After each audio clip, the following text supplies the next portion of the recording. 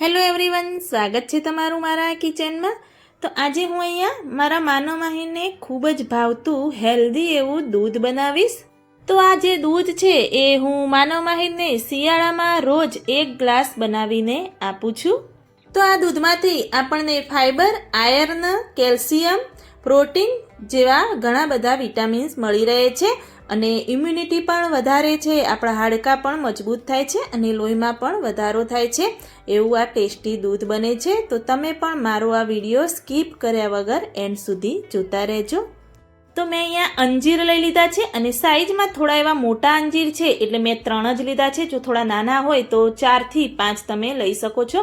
6 થી 7 જેવી બદામ લઈ લીધી છે અને 5 જેવી મેં ખજૂર લઈ લીધી છે અને ખજૂરમાંથી મેં ઠળિયા નીકાળી અને દૂર કરી દીધા છે।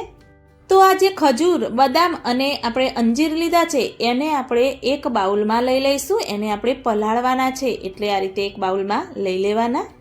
તો આ રીતે થોડા એવા છૂટા કરી દેવાના એટલે સરસ એવા આપણા અંજીરને પલળી અને તૈયાર થાય।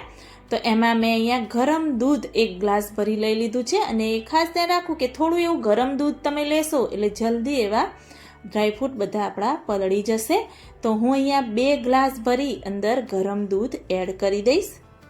ઠંડા દૂધ કરતાં ગરમ દૂધમાં જલ્દી એવું પલળી જાય છે અને તમારે ઝટપટ બનાવવું હોય તો તમે બનાવી શકો છો। થોડું એવું ચપટી જેવું ઉપર આપણે કેસર એડ કરી દઈશું, ઢાંકી દઈશું।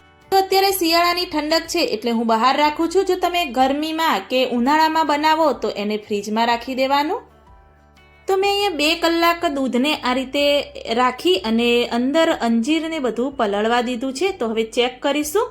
તો આ રીતે તમે જોઈ શકો છો ઉપર થોડી એવી ગરમ દૂધ આપણે એડ કર્યું હતું એટલે મલાઈનો ભાગ છે બધો જ અંદર મિક્સ કરી દેવાનો અને સરસ એવા અંજીર, ખજૂર ને બધું પલળી અને રેડી થઈ ગયું છે। તો હવે આપણે દૂધ બનાવીશું।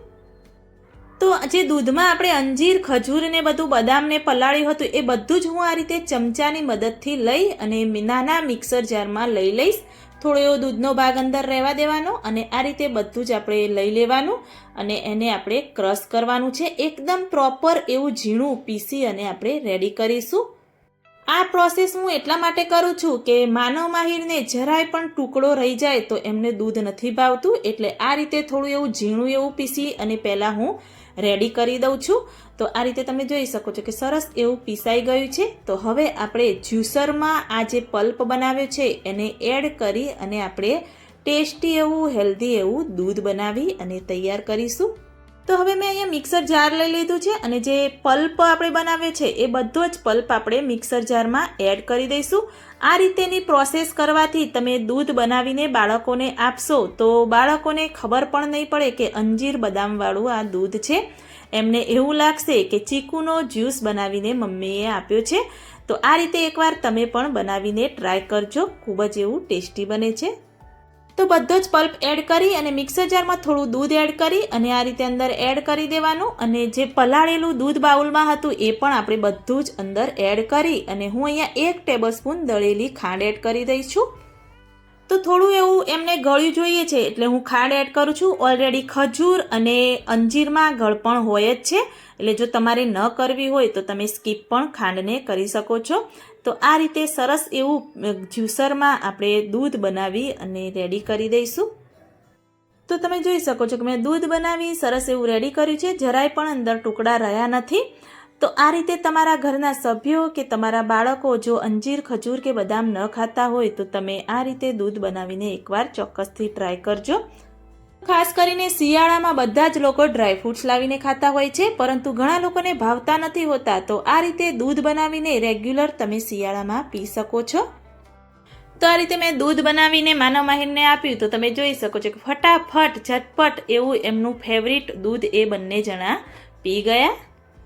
તો શિયાળામાં માનવ માહીરને રોજ બનાવીને આપતી આ હેલ્ધી દૂધની રેસીપી તમને કેવી લાગી એ પણ મને કમેન્ટમાં જરૂરથી બતાવજો અને એકવાર તમે પણ ચોક્કસથી ટ્રાય કરજો। જો તમને મારી આ રેસીપી સારી લાગી હોય તો મારી ચેનલને લાઇક, શેર, કમેન્ટ કરજો। મળીએ કોઈ એક નવા વિડીયો સાથે, નવી માહિતી સાથે। ત્યાં સુધી